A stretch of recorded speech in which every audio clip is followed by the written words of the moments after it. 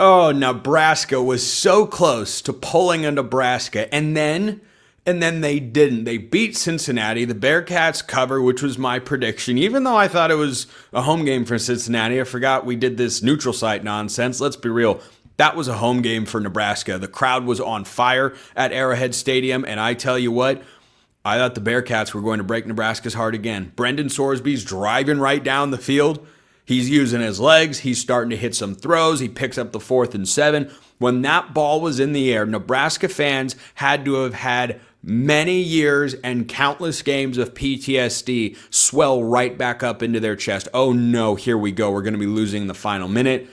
And then they get the interception to seal the game. So Nebraska is 1-0. That's a really important win. And this is not a win that I think you shrug off for a couple of reasons and say, oh, it's just Cincinnati. Oh, it's just a Big 12 team. No, I think Cincinnati's actually kind of underrated in the Big 12. Brendan Sorsby is a really good runner. He's got a good arm, not always consistent as a passer, but we saw glimpses in this particular game against a good Nebraska defense. By the way, just wanted to note an offseason move that the Cornhuskers made. They grabbed former 5-star Missouri commit Williams Nwaneri, who was in Columbia for 1 year.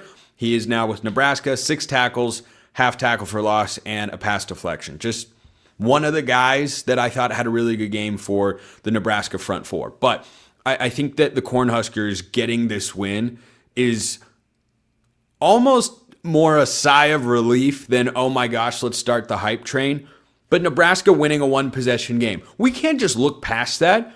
You can't look at Nebraska. I don't care if it's in the Matt Rhule era, the Scott Frost era, the Mike Riley era. This has been a program issue. I don't know if there is a more cursed fan base in one-possession games than the Nebraska Cornhuskers. I haven't seen it.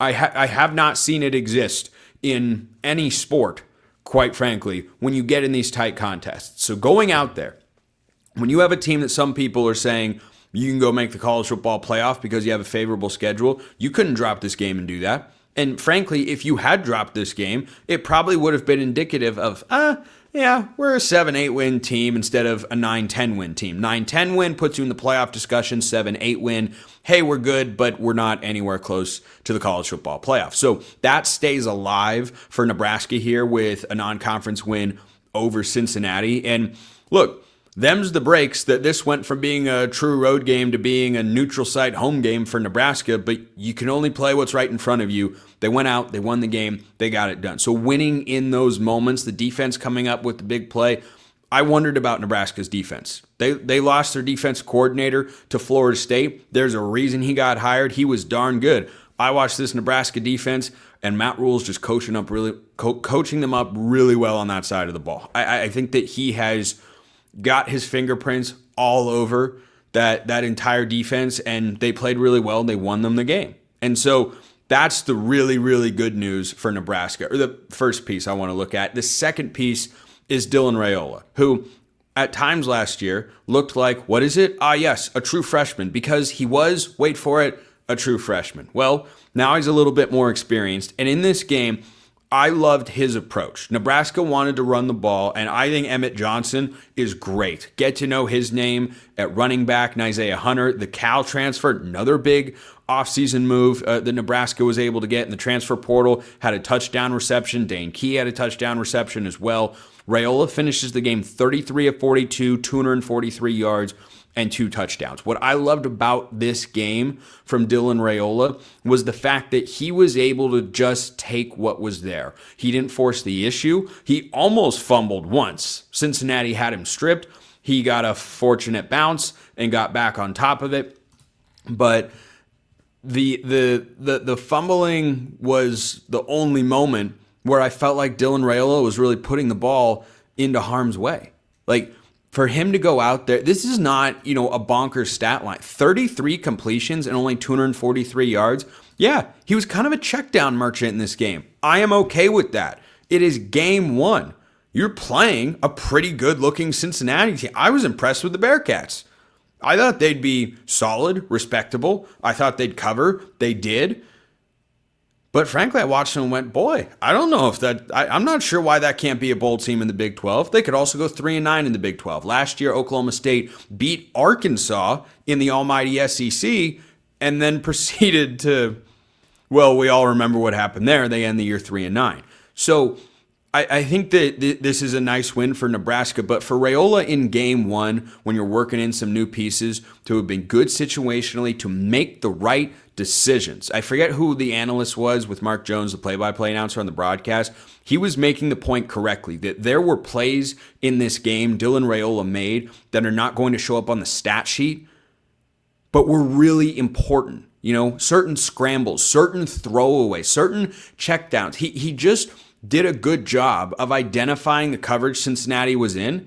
And every time it felt like Cincinnati had a soft corner, a free release, he was exploiting it. And he's saying, you want to give me 7 yards? Fine. I don't need to force the ball downfield into double coverage. I just need to not lose this game. That's what Dylan Raiola did. And guess what?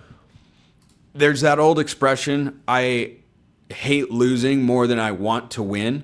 Well, in this instance, not losing the game and winning the game, same thing. Same thing. It's the same end result. That's what matters most at the end of the day. So this is a really good start for Nebraska. I like what I saw from Raiola. I think the downfield shots will be there. I think they've got some players. Isaiah Hunter's a good player. Former 4-star wide receiver. He can become a real dude for Nebraska on the outside. And I'm sure Dana Holgorsen wants to see him continue to progress and take more downfield shots as the season goes along. But it's week one.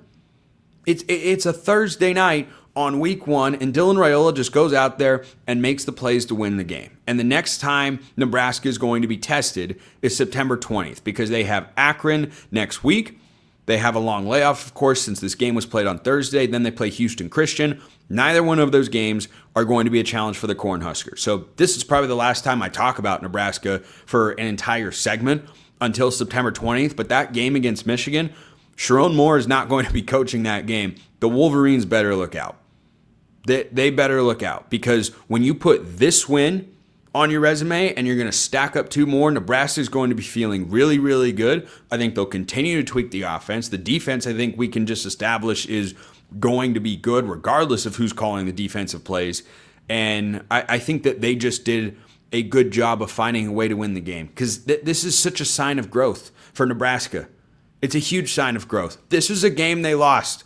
I watched that ball from Brendan Sorsby go up in the air towards the end zone and thought, oh my gosh, Nebraska is going to Nebraska this harder than they have ever Nebraska'd in their entire life. And then they didn't.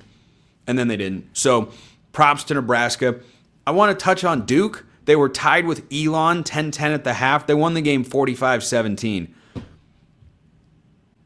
Duke better figure it out. You can't.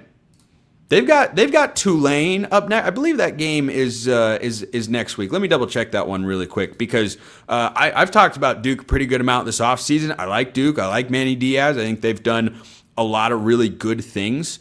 And I mean, just in the 1 year that he's been there, they did a lot of really good things. But Duke was messing around with Elon at the half. No, they have Illinois and then Tulane.